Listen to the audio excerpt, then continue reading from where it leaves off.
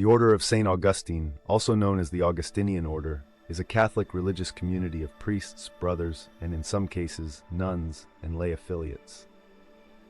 Rooted in the ancient spiritual legacy of Saint Augustine of Hippo, the order unites contemplative interiority with dynamic service, emphasizing community life, common ownership, theological wisdom, and pastoral outreach. To understand the Augustinian order, we must begin with Saint Augustine, 354 to 430 AD, the Bishop of Hippo in North Africa. Once a restless and passionate seeker of worldly success and truth, Augustine converted to Christianity through an encounter with Scripture and the influence of Saint Ambrose. After baptism by Saint Ambrose in 387 AD, he became one of the Church's most prolific theologians. His writings, including Confessions, City of God, and On Christian Doctrine, continue to shape Christian theology, particularly concerning grace, free will, love, the inner life, and the mystery of God. Augustine also penned a monastic rule, known as the Rule of Saint Augustine, which later inspired religious orders to live a communal life of prayer and service grounded in his spiritual principles. His famous line, "You have made us for yourself, O Lord, and our hearts are restless until they rest in you," forms the emotional and intellectual heart of Augustinian spirituality. The human person is ever seeking, and only God can satisfy. Although Saint Augustine himself did not found a religious order as we know it today, his rule became the foundation for a number of religious communities in the early Church. These communities, over time, merged into a more formalized body. The Order of Saint Augustine, as we now recognize it, began to take shape in 1244, when Pope Innocent IV gathered several groups of hermits from Tuscany and other parts of Italy into a unified religious community. These men had been living lives of solitude and contemplation, inspired by Augustine's ideals. In 1256, Pope Alexander IV issued a papal bull titled Licet Ecclesiae Catholicae, formally establishing the order through what is called the Grand Union. This unified various groups under the rule of Augustine and created a centralized organization with a superior general. Unlike monastic orders that focused on remaining in one monastery, the Augustinians became a mendicant order, meaning they took vows of poverty and moved among the people to preach, teach, and serve, much like the Franciscans and Dominicans. The Augustinian charism is centered on interior conversion, community life, and the search for God. It blends contemplation with action, always rooted in an honest reckoning with human weakness and a deep thirst for divine truth. The core values include unity of mind and heart, unitas, reflecting the shared journey toward God and community. Interiority, encouraging members to cultivate silence, prayer, and self-knowledge. Common life, where possessions are shared and brothers support one another. Service to the Church, especially through teaching, pastoral care, and missionary work. Truth pursued in love, where theological study is not dry intellectualism, but a quest to know God more deeply. This vision sees the Christian life not as solitary perfection, but as a pilgrimage undertaken together, marked by forgiveness, mercy, and mutual support. Augustinians take the traditional religious vows of poverty, owning nothing personally, chastity, celibacy for the sake of the kingdom, obedience to their superiors in the Church, stability in community, emphasizing communal living and shared purpose. The superior general governs the order globally, supported by provincial superiors. The order includes friars, priests and brothers, contemplative nuns, active sisters, and lay affiliates who live out Augustinian spirituality in daily life. The Augustinian emblem features a flaming heart pierced by an arrow, resting on a book, symbolizing Saint Augustine's burning love for God and Scripture. The heart reflects the passion of the interior life. The arrow indicates the wound of divine love. The book represents learning and wisdom.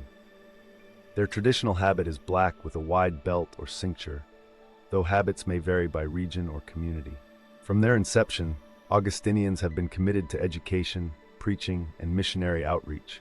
They played key roles in the development of universities and schools, especially in Spain, the Philippines, and the Americas.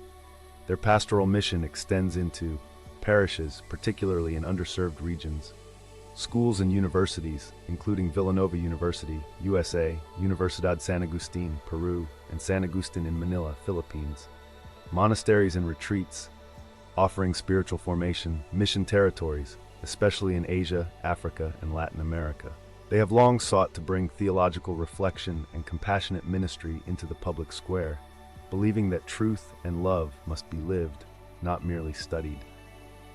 Aside from Saint Augustine himself, many important historical figures have been part of the order.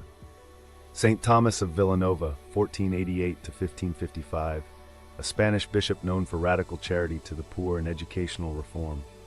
Blessed Stephen Bellassini, 1774 to 1840, an Italian Augustinian known for his commitment to education and children. Gregory of Rimini, 1358, a theologian who contributed significantly to late scholastic thought. Martin Luther, 1483 to 1546. Though he later broke from the Church, Luther was first an Augustinian monk and deeply shaped by its theology. The order's calendar is filled with holy men and women who lived the Augustinian ideal. Saint Nicholas of Tolentino, a wonder-working friar known for his deep prayer life and visions of souls in purgatory. Saint Rita of Cascia, a mystic and stigmatist who endured a difficult marriage and later joined the Augustinian nuns, known as the patron of impossible causes. Saint Clare of Montefalco experienced mystical union with the Passion of Christ and had visions revealing deep theological truths. Blessed Anselm Polanco, martyred during the Spanish Civil War, standing firm in faith and forgiveness. With the election of a new pope from the Augustinian order, the Church may see a renewed focus on certain priorities. Interior renewal over exterior spectacle, a deep call to examine the heart, not just structures. Pastoral tenderness, rooted in Augustine's own transformation, the Pope may emphasize grace, mercy, and patience in dealing with human frailty. Unity amidst diversity. Echoing the Augustinian theme of shared purpose despite differences, the Pope may encourage the Church to walk together through disagreement without division. Commitment to learning and formation. An Augustinian Pope is likely to see theological education, seminary formation, and catechesis as vital for future evangelization. Communal discernment. Rather than authoritarianism, there may be a push towards synodality, communal listening and decision-making, a concept deeply compatible with Augustinian values.